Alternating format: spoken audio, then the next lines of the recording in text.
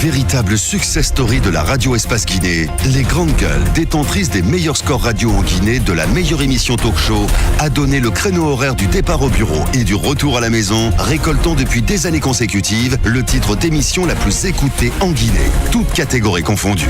Un grand total de plus de 5 millions d'auditeurs ont été fidèles au talk show Les GG, diffusé jour après jour sur toutes les stations du réseau Adafo Média de 9h à 10h30, un exploit qui restera longtemps dans les annales de la bande FM en Guinée. Cette émission à retrouver tous les soirs en prime rediffusion sur 99.4 dans la zone spéciale de Conakry sur Sud FM, la radio rouge. Merci vous qui êtes à l'écoute sur notre site internet www.espacefmguinée.info à l'international. Merci de nous choisir. Dans un instant, on va essayer donc d'aller poser des questions à notre ministre de la Ville et de l'Aménagement du Territoire. Que sait-il donc de ces déménagements? Par quoi le gouvernement s'appuie? Sur quoi le gouvernement s'appuie donc pour affirmer que des victimes du déguerpissement de 97-98 ont bel et bien bénéficié de dédommagement et de recasement. On va lui poser la question dans un instant. On a écouté ce porte-parole Tamba. Je pense qu'il est assez clair dans son propos. On va attendre la réponse, la réaction du ministre pour savoir ce qu'il en est véritablement. Cela dit, je conçois difficilement qu'un ministre de la République, sauf que je n'ignore pas la réalité que nous sommes en Guinée et qu'il est possible de mentir comme ça, mais qu'un ministre de la République prenne sur lui de tenir un propos sur une situation aussi grave sans en avoir des éléments sous la main. Donc on l'aura, on espère bien sûr qu'il puisse nous apporter des éléments de réponse. Revenons sur cette communication. Je vais commencer avec les écoles. Parce que j'ai vu pas mal de réactions comme ça sur la toile. On n'a pas à lyncher des fondateurs d'écoles. Ce sont leurs écoles, c'est leur business privé. S'ils décident d'accepter de ces élèves déshérités chez eux, il faut les acclamer. Ceux qui n'ont pas accepté de les recevoir chez eux également, il faut concevoir que c'est leur droit de pouvoir refuser. Effectivement, ouais. Donc, il n'y a pas à dire tel est ceci, tel est cela. Non, il y a une urgence humanitaire. On revient encore sur l'expression. L'État a cassé. Du fait de casser, en est découlé des situations que nous voyons. Des élèves qui ne peuvent pas partir à l'école parce qu'on a tout cassé. Ça, il faut régler. Il faut gérer cette situation. On a des départements chargés de cela. Au sein du département même de l'administration du territoire, il y a une direction nationale chargée de l'humanitaire. Feu Denka Keïta dirigeait cette direction-là. Oui. Aujourd'hui, elle a un nouveau directeur général. C'est le lieu de réfléchir à ce qu'il faut faire. Ce nouveau, vous le connaissez ou pas? Je ne le connais pas. Pas du tout alors. Pas du tout. Même de nom, je ne le connais pas. Ouais. Donc, je pense que c'est le lieu. On a l'impression que le service là s'est écoulé. C'est un service. Parce que vous avez ces feux mystérieux du côté du Fouta, mais des cases qui brûlent comme ça à l'appel, mais aucune assistance, aucune présence de l'État. C'est une direction qui s'est adossée aux institutions internationales. Ouais. Si elle ne donne rien, ça ne fonctionne pas. L'État ne donne pratiquement pas grand-chose pour ça.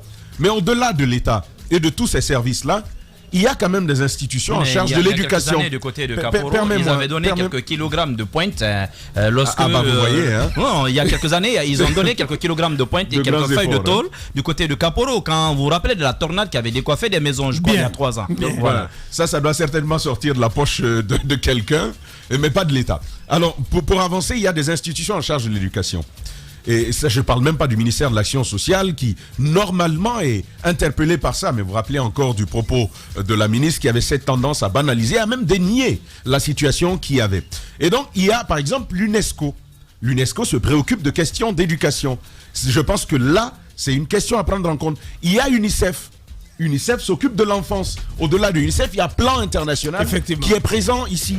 Il y a beaucoup d'autres institutions internationales qui doivent intervenir. Il faut catégoriser les situations. Hein. À situation pareille, je pense que ni UNICEF ni Plan. Pour l'instant, permets-moi. On va s'écouter les gars, s'il vous plaît. Ils ne peuvent intervenir. Eux, ils interviennent que dans une situation de catastrophe qui permet même pas à l'État, dans une situation où l'État... Mais c'est une catastrophe.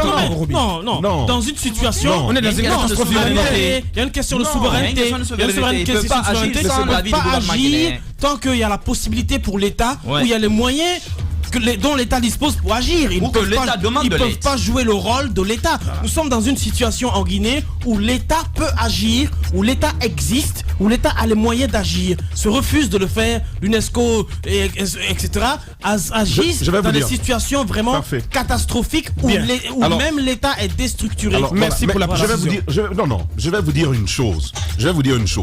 Que l'État guinéen accepte l'UNICEF dans notre pays. Il accepte en même temps l'intervention de l'UNICEF sur notre territoire. Ça, il ne faut pas le perdre de vue.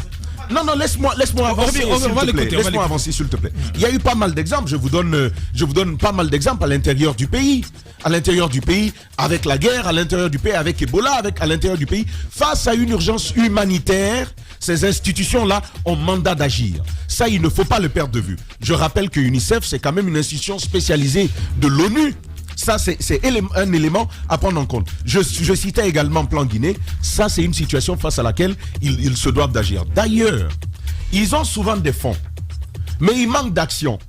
Quand il y a une telle urgence, c'est l'occasion de construire un projet d'intervention, d'urgence. Je pense que c'est une situation qui les interpelle tous. Mais je veux rapidement avancer sur ce qu'on a entendu.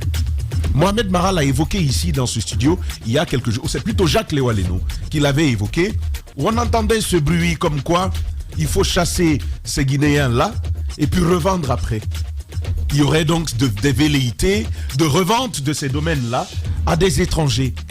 Ce n'est même pas étranger, le terme étranger, moi, qui me dérange. Hier soir, j'ai suivi un film très intéressant. The Hate You Give. La haine que tu donnes. Ça a été puisé. L'inspiration, c'est Tupac lorsqu'il a dit que la haine que nous donnons aux enfants fout tout le monde à l'air, en l'air. Ce que nous sommes en train de faire aujourd'hui, je veux voir l'État guinéen dire je récupère mon bien. Un bien, on a dit, c'est un domaine réservé de l'État pour cause d'utilité publique. On sait tous qu'on veut ramener les quartiers généraux de l'administration là-bas, dans ce domaine-là, et d'autres services liés à cela. Et que l'on nous dise, devant tous les Guinéens, on va en chasser certains pour aller revendre, faire du bénéfice, faire du profit après. Il nous parle du cas de Prima Center. Le monsieur aurait donc donné encore, ça reste à vérifier bien sûr, 3 milliards pour élargir son domaine. Ceci reste à vérifier. Mais Aboubacar, il faut que l'État guinéen et tous les Guinéens fassent attention. Nous sommes en train de vivre, vous avez vu l'axe Amdalaï Bambeto-Koza. Oui. Parfois ça sonne incompréhensible, dans nos oreilles, dans notre entendement. Mais ce que nous plantons aujourd'hui nous réjaillit à la surface demain. Et ça, c'est difficile à canaliser ça. C'est difficile de ne pas nommer, de ne pas s'aligner derrière cette acception qui voudrait que c'est des gens que l'on poursuit. C'est difficile de ne pas le dire dans ce studio. Mais la haine que nous donnons, petit à petit, on casse ici, on tue des gens, il n'y a jamais de justice, on exproprie les gens. Je pense que si on ne fait pas attention, comme Tupac le disait, on risque de nous foutre en l'air tout cet héritage que nos aïeux, que nos devanciers ont construit, et c'est la Guinée. Je pense que l'État guinéen, encore une fois, doit faire attention. Je le redis. Poursuivez ceux qui ont revendu. Mais gérer l'urgence humanitaire. On va poursuivre le débat avec aussi la sortie musclée du président de l'UFDG le week-end. Donc, pour celui de l'Inde. Le même, une armée d'occupation n'aurait pas agi de la sorte comme ça se passe à Kaporo. Donc, on revient pour continuer cette émission. La normale s'impose en norme. Le sens n'est plus sens. L'intelligence décriée et la médiocrité célébrée. Brisons cette inversion des valeurs. Bienvenue chez les grandes gueules de Radio Espace Guinée, en ondes depuis plus de 7 ans en Guinée.